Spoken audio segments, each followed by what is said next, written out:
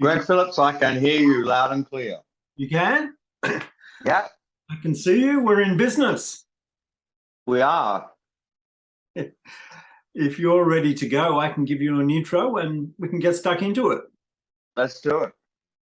Okay, Steve Kilbey, welcome to Australian Musician. Was that my intro? Isn't that good I enough? thought you were going to go.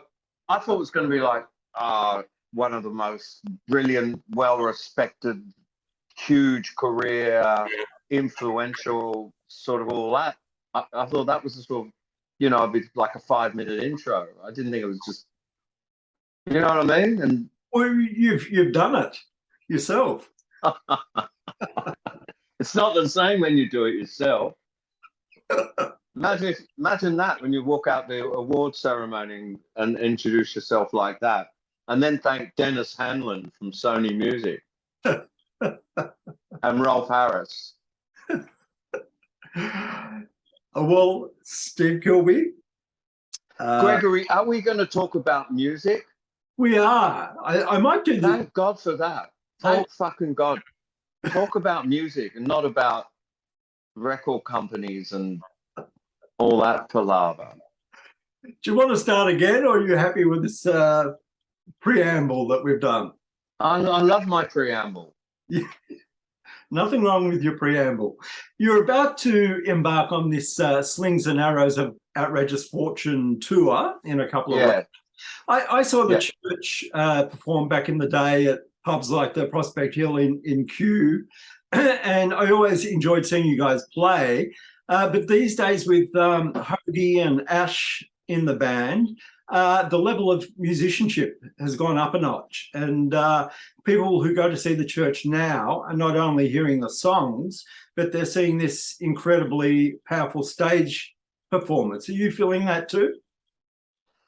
And 2 drummers we're going to have. How's that? Yeah, who's joining? Did you know that? No. Okay, well, I'll just give you a quick story behind that. Tim Powell's at the last gig we did in America in 2019. He did some malarkey on stage and fell over and hurt his foot, and he had to have an operation. And he trained up a young drummer, relatively young, I mean by young, under 40, called Nick Meredith. He trained him up to replace him and gave him all these samples and anointed him and showed him everything, how it should all go. And then his leg came good. So he said, fuck, let's have both drummers. And that was amazing news for me because I'm a huge fan of 2 drummers. So, yeah, we've got Jeffrey Kane has joined the band, who was in an American band called Remy Zero. Okay. He's sort of playing keyboards and guitars up the back. And Ash Naylor is truly a marvelous guitarist, and all the people in the band now want to be in the band. And I think maybe if you have it's maybe like I always use a football team analogy. If you have a football team full of absolute superstars, but none of them really particularly want to be there, or if you have a team of guys who really want to be there and are sort of want to really engage in the teamwork and stuff, I think that's a stronger hand to play. So the band at the moment is people who really want to do this thing called the church. So it's a far more united front than we've had for a while. Yeah, I was surprised when you added Nash because with Hoagie, you were already sounding pretty powerful on stage. Well, Peter Coppers had enough, and I think that's a real shame because Peter Coppers and I started out together when we were teenagers in Canberra, and he was becoming increasingly restless all the time. And I used to say to him, Peter, we've been doing this ever since you were 18 and I was 19. We have been doing this thing together. Why don't we just see it out right to the end, right till the end, till one of us drops dead? Why don't we keep going with this? And he just didn't want to. He had, he's invented this scale or mode, and he's put out a record illustrating it. He just had all these other ambitions, and the church, he just had enough. And you can imagine that, like Marty, 10 years before, you got guys who've been playing in a band for all these years, and they've had enough. And so I didn't think he would have to leave, but he did. Looking around for who the guitarist I really want, it was Ash Naylor, because I'd played with Ash in all these different things. We had done these David Bowie things together, and I'd done Rock Whiz with him, and I found him to be the most wonderful guitarist, and also a very happy-go-lucky guy who didn't want to argue, and he wanted to really do the church. So the stars all aligned to get him in. So it seems it's sort of heresy for me to say this, but this will be the best lineup of the church you've ever seen, with the two drummers and with Ash Naylor and Ian Hope, like everybody wanting to be there, everybody wanting to do this. We've made this new album that we all think's brilliant, and we all really want to play it. So it's not sort of like a bunch of half-interested people who were very talented, but you know, towards the end, Marty, and then towards the end, Peter, were very disinterested in doing this. Part of the excitement of recent shows that I've seen has been the dynamics of the set list. What song follows another song? What's your approach to set lists in general? It's a sort of a horse trading thing, really. It's like a big argument where everybody goes, "Oh no, don't." And, you know, they're always reminding me we have to play those horrible old hits and keep people happy. And I'm the more radical one. I want to do the strange, weird songs, and you know, somebody else is usually saying, you know, yeah, you've got to play, you know, those songs. And then, you know, you've got what key they're in and what tempo they're in and what the mood is. So we've got 400 songs to pick from, and we only can play 20 or something. So it's a sort of a bit of a complicated process where everybody argues a lot, and people make their lists and then argue for why they want their songs to be played. I'm trying to play like at least 6 or 7 songs off our new album, which nobody has heard.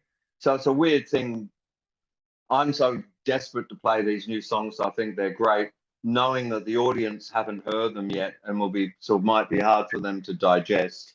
So it's a sort of, it's a really like I think a bunch of politicians horse trading how it's all going to work when sort of Parliament resumes. That's the sort of process. So what can you tell us about the new album? It's kind of proggy. It took a long time to make.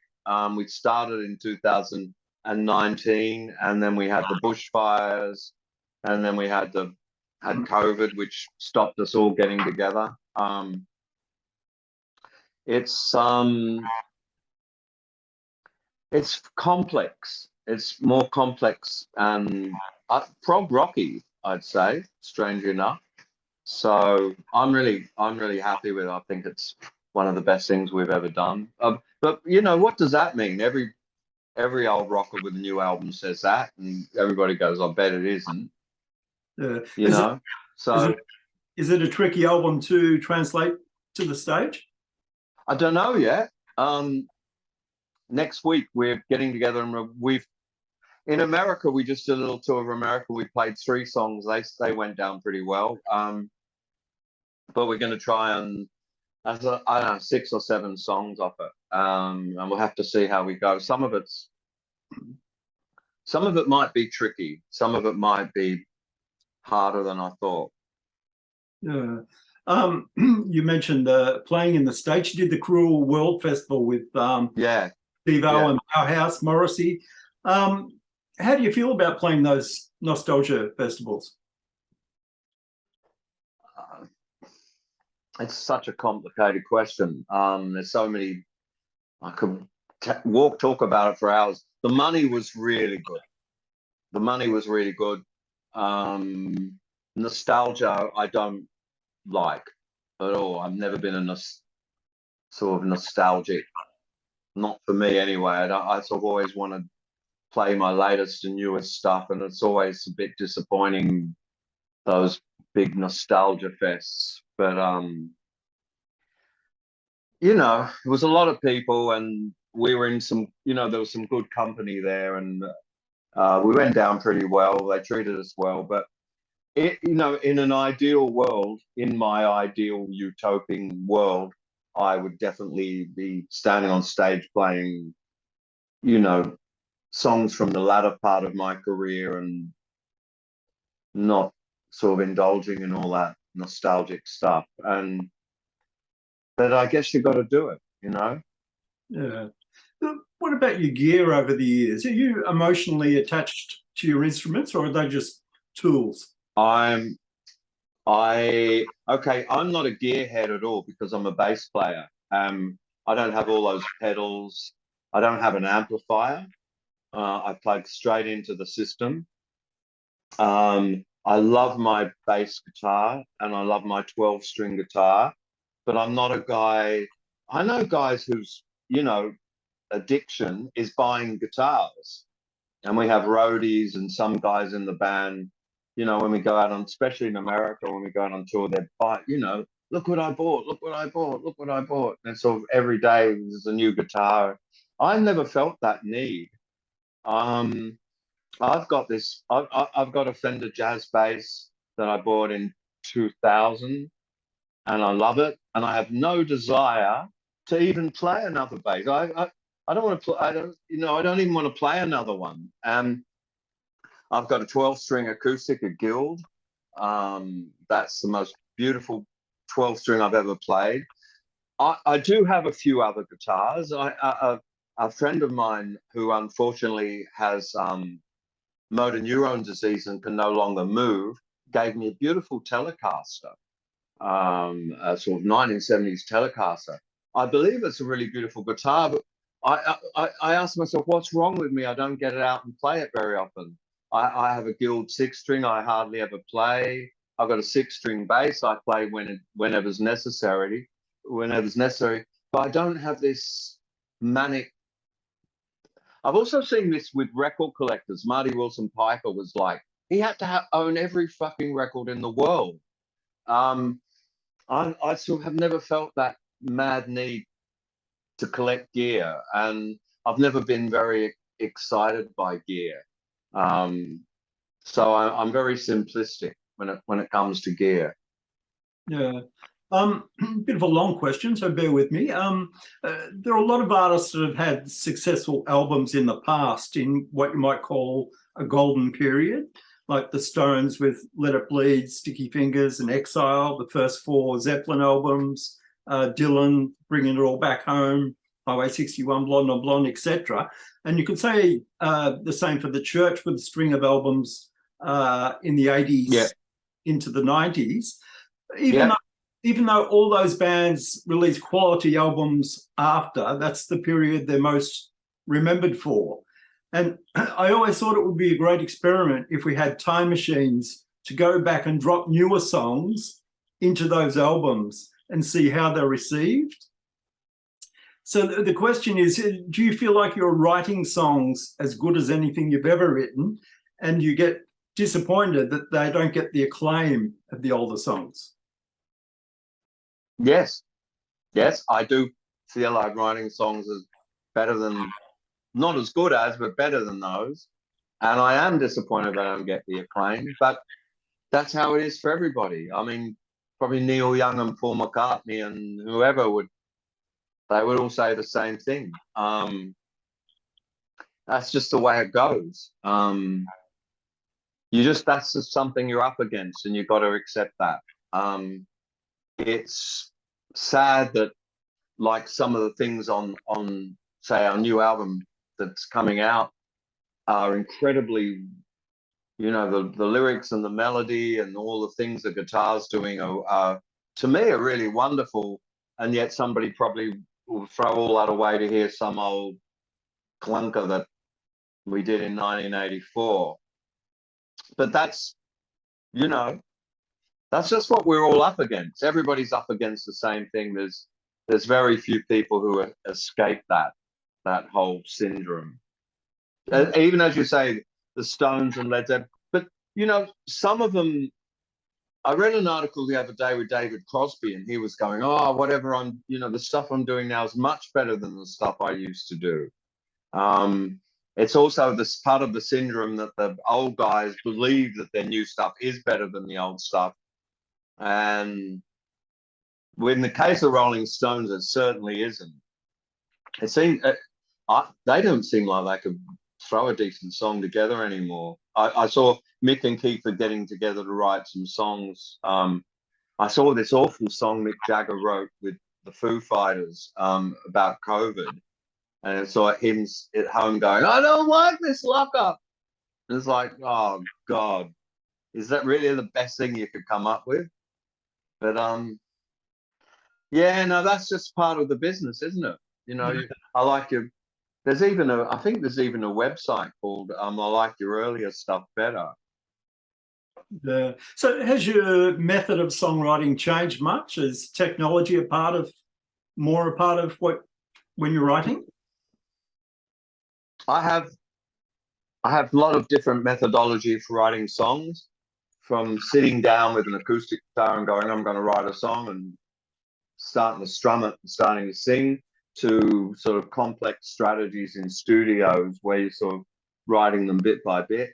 And I collaborate with a lot of different people. I know how to collaborate with my own band. I wrote lyrics for Kate Sobrano, and we put out an album. I work with Martin Kennedy. He comes up with the music, and I independently sort of put the lyrics and the music on top of that.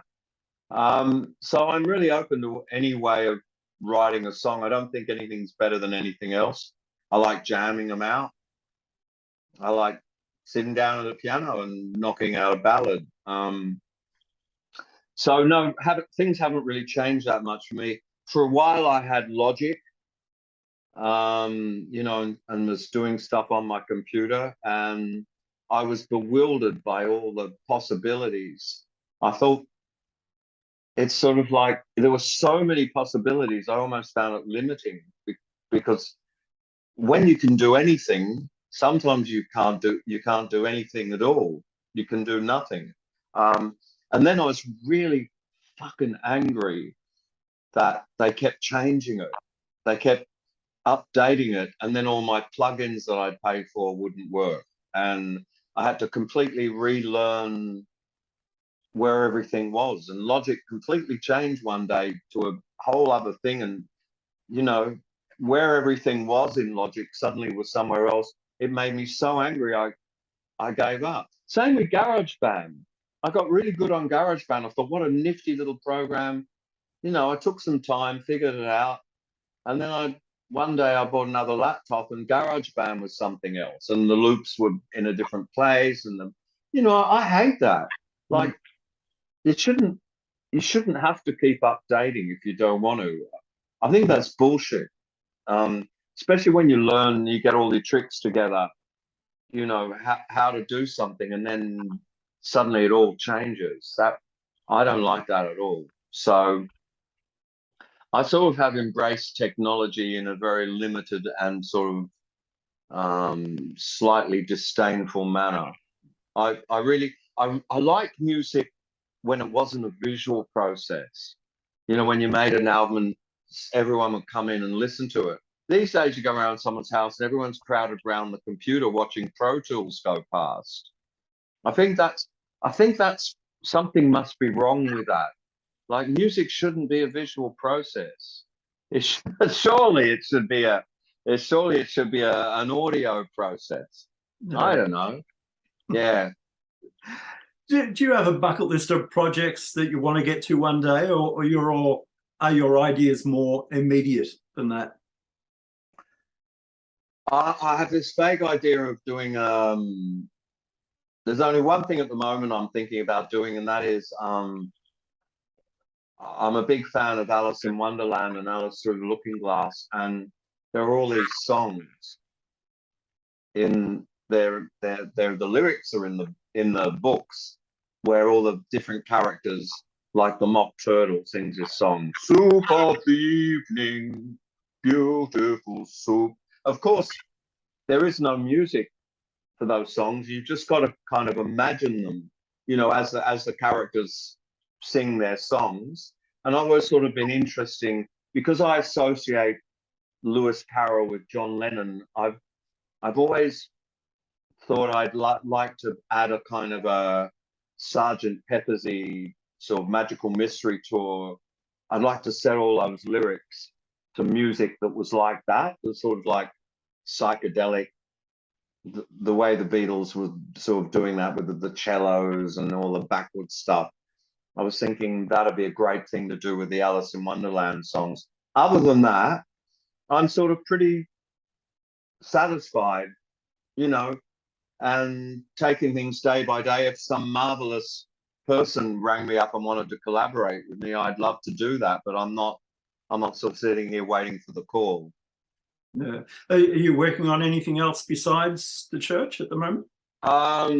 This T-shirt I've got on is my next album with Martin Kennedy, he was from Melbourne. He's in Tasmania now. We've made about, I don't know, 8 albums together. That's about to come out. So that's that, and the church album are both waiting in the wings, ready to come out. Yeah. All right, Steve. Well, we look forward to the double drum extravaganza that's going to be happening in a couple of weeks. And I apologize for my lousy intro. Oh no, Greg, it was all good. I'll see you later, mate. Thanks, Steve. Bye, mate. Catch you next time.